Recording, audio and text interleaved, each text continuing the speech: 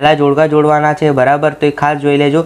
અહીંયા તમને આ રકમ આપે છે 1/7 અને 1/7, તો એ શું છે તો વ્યસ્તનો વ્યસ્ત છે.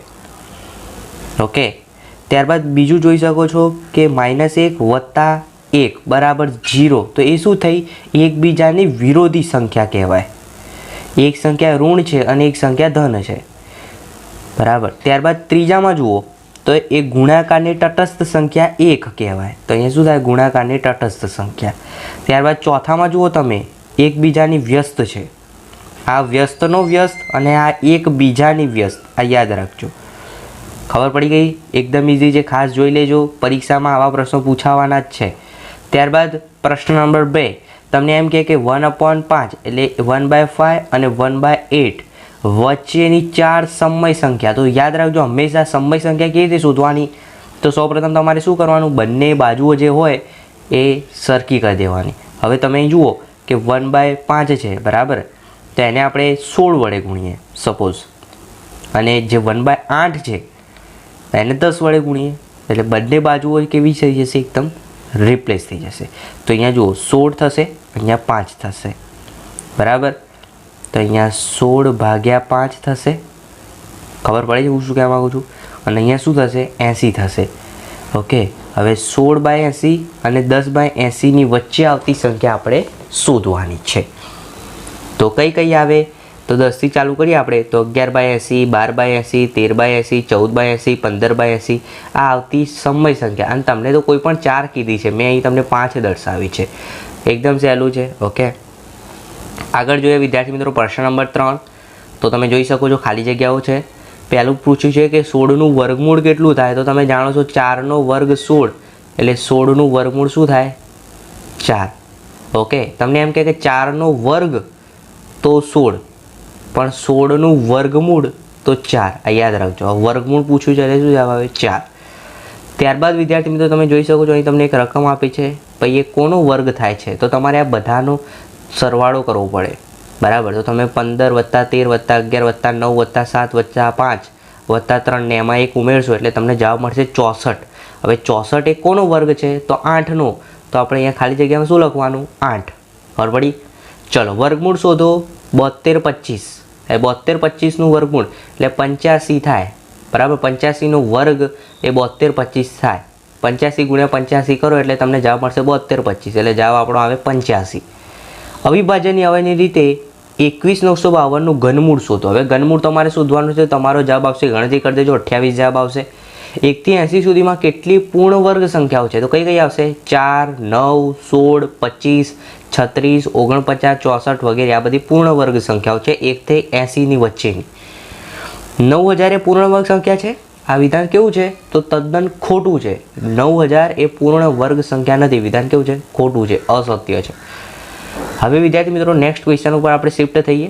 પ્રશ્ન નંબર 4, વર્ગમૂળનો સંકેત કેવો છે, તો વર્ગમૂળનો સંકેત આપણે આ રીતે દર્શાવવાનો.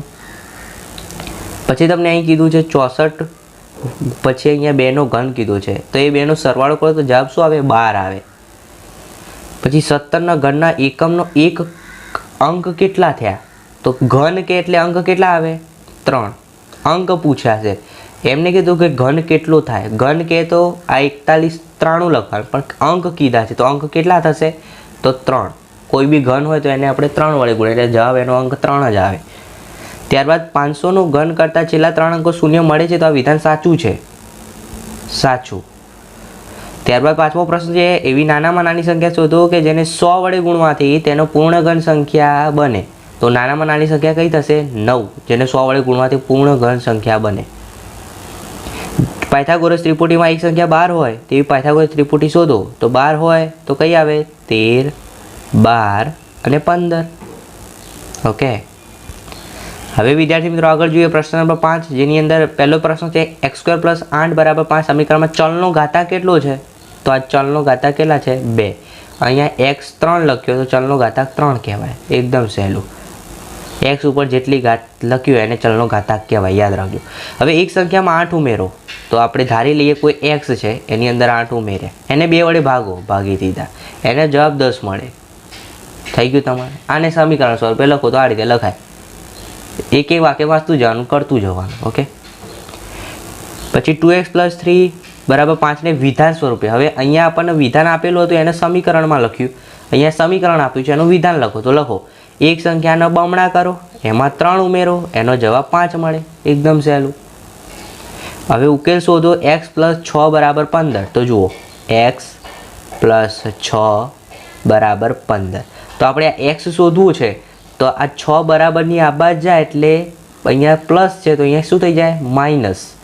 તો કંઈક x = 15 - 6. હવે 15માંથી 6 બાદ કરો એટલે શું જવાબ આવે 9. તો આપણને x કેટલું મળ્યું 9 આપણો જવાબ. એકદમ સહેલું છે વિદ્યાર્થી મિત્રો. હવે વાત કરીએ બે ગુણના પ્રશ્નો. તો રવિ અને અર્જુન પાસેની લકોટીઓનો ગુણોત્તર 3:7 છે. એટલે આપણે સમજી લઈએ કે રવિની લકોટી 3 છે અને અર્જુનની લકોટી 7x. આપણે x ધાર નાખી બરાબર. અને કુલ લકોટીનો સરવાળો 100 છે એટલે આપણે કુલ લકોટી 100. બંને પાસે રહે લકોટીની સંખ્યા હવે શોધીશું. એટલે આપણે બંનેના x શોધી લઈએ એટલે આપણને આન્સર મળી જશે. ચલો તો સૌપ્રથમ પહેલાં રવિની લકોટી. તો આપણે x ની વેલ્યુ શોધવી હોય બરાબર. તો મેં તમને કીધું 3x + 7x એનો સરવાળો કેટલો થાય 100 બરાબર. હવે 3 + 7 કેટલા થાય 10x = 100 બરાબર. હવે તમારે આ x શોધવું છે એટલે આ 10 ગુણાકારમાં છે આ બાજુ જાય એટલે ભાગાકારમાં. એટલે અહીંયા ભાગાકારમાં આ 0 ગયો 0 ગયો બરાબર. તો વધ્યું શું તો 10. તો x ની કિંમત કેટલી મળી 10. હવે આ અહીંયા જો રવિની લકોટી આપણે કેટલી ધારી હતી 3x. તો x = 10 મૂકી દો એટલે રવિની લકોટી કેટલી થશે 30 થશે. અને અહીંયા 7x છે એટલે 7 × 10 કરો એટલે 70. અર્જુનની કેટલી થશે 70. રવિની 30 અર્જુનની 70 અને સરવાળો 100 થઈ ગયો. એટલે આપણો સાચો જવાબ આવી ગયો. ઓકે હવે આગળ જુઓ એવો જ 2 માર્ક્સનો પ્રશ્ન છે. 250ના 10% કેટલા થાય. હવે ટકા કે એટલે યાદ રાખવાનું ભાગ્યા 100. એટલે 250 એના કેટલા ટકા 10. હવે ટકાની 10 તો ગુણાકારમાં પણ આ ટકાની નિશાનીના 100 નીચે જશે ભાગાકારમાં. એટલે આ 0 ગયો 0 ગયો 0 ગયો 0 ગયો વધ્યું શું 25. તો 250ના 10% કેટલા થશે 25 થશે. એવી રીતે 5/10ના ટકા કેટલા. હવે અહીંયા ખાલી જગ્યા અને ટકા કેટલા તો આપણે 100 વડે ગુણવાનું. ટકા કેટલા કે એટલે 100 વડે અને ટકા લખીને આપે તો ભાગ્યા 100 બરાબર. તો અહીંયા 0 ગયો 0 ગયો તો 10 × 5 એટલે 50. તો કેટલા ટકા થાય 50% થાય. છે ને એકદમ સહેલું. ચલો પ્રશ્ન નંબર 6 ની અંદર ત્રીજો પ્રશ્ન છે 50 સેન્ટીમીટર 1 મીટરનો ગુણોત્તર શોધો. તો 50 સેન્ટીમીટર હવે જે 1 મીટર છે એને સેન્ટીમીટરમાં કન્વર્ટ કરવું પડે એટલે ભાગ્યા 100 થશે. એનો ગુણોત્તર કીધો છે માટે 0 ગયો 0 ગયો 5/10 એટલે 1/2 એટલે 1/2 થશે. એનો ગુણોત્તર કેટલો થશે 1/2 1/2. ઓકે હવે આગળ પ્રશ્ન છે કે કુલ 25 વિદ્યાર્થી છે એમાંથી 72% વિદ્યાર્થીઓ વિજ્ઞાનમાં રસ લે છે. તો વિજ્ઞાનમાં રસ નથી લેતા એ વિદ્યાર્થીઓની સંખ્યા જણાવો. એટલે કુલ કેટલા છે 25 બરાબર. એમાંથી 25 × 72% ભાગ લે છે. ટકા છે એટલે ભાગ્યા 100 બરાબર. સમજો હવે આનું સાદું રૂપ આપીએ આપણે તો અહીંયા તમે જોઈ શકો છો 25 ચોક 100 72 બરાબર. સમજો અહીંયા 72/4. હવે 72 ને 4 વડે ભાગો એટલે 18 જવાબ આવે. 18 ચોક 72. તો 25માંથી 18 બાદ કરવાના એટલે જવાબ શું આવ્યો 7. તો 18 વિદ્યાર્થીઓ જે છે એ વિજ્ઞાનમાં રસ લે છે. 72% એટલે કેટલા 18% વિદ્યાર્થીઓ. 18 વિદ્યાર્થીઓ 72% એ વિજ્ઞાનમાં રસ નથી લેતા. તો 25માંથી 18 બાદ કરો એટલા નહીં લેતા એટલે 7 વિદ્યાર્થીઓ. તો આપણો જવાબ કેટલો આવે 7. છે ને એકદમ સહેલો. આખી રીત સમજાવેલી છે સ્ક્રીન ઉપર તમે જોઈ શકો છો. હવે તમને એક પ્રશ્ન પૂછ્યો કે તમને છાપેલી કિંમત 1000 રૂપિયા છે બરાબર. GST 18% છે. તો તમારે ચૂકવવી પડતી કિંમત શોધો. તો આ સૂત્ર યાદ રાખજો. ચૂકવવી પડતી કિંમત બરાબર છાપેલી કિંમત વત્તા છાપેલી કિંમતના GST. તો અહીંયા કિંમત કેટલી હતી છાપેલી 1000.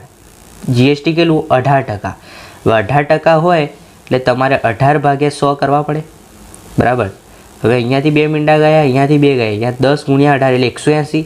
1000માં 180 ઉમેરો એટલે 1180 રૂપિયા થાય. તો ચૂકવવી પડતી કિંમત કેટલી 1180. ખાલી આ સૂત્ર યાદ રાખો એટલે તમને 100% બધું આવડશે. ગમે તે રકમ ફેરવી પૂછે તો પણ વાંધો નહીં આવે. હવે વિદ્યાર્થી મિત્રો એવો સર્ટનો દાખલો છે કે શર્ટ જીએસટી સાથે આટલા રૂપિયામાં ખરીદ્યો, બરાબર, 784 રૂપિયામાં. જીએસટી કેટલી છે? 12%. તો જીએસટી વગર જો આપણે શર્ટ લઈએ તો કિંમત કેટલી થશે? એટલે જીએસટી બાદ કરી દેવાની. તો શર્ટની કિંમત કેટલી છે? 784. 12% જીએસટીની કિંમત બાદ કરી દઈએ. 12% એટલે કેટલી? તો જુઓ, શર્ટની 784, 12% જીએસટી એટલે 12/100 કરી દેવાની. આનું સાદું રૂપ આપશો એટલે જીએસટીની તમારી રકમ કેટલી થશે? 94.08. એટલે આજે 784 છે એમાંથી 94.08 બાદ કરો એટલે આપણને જવાબ મળશે 689.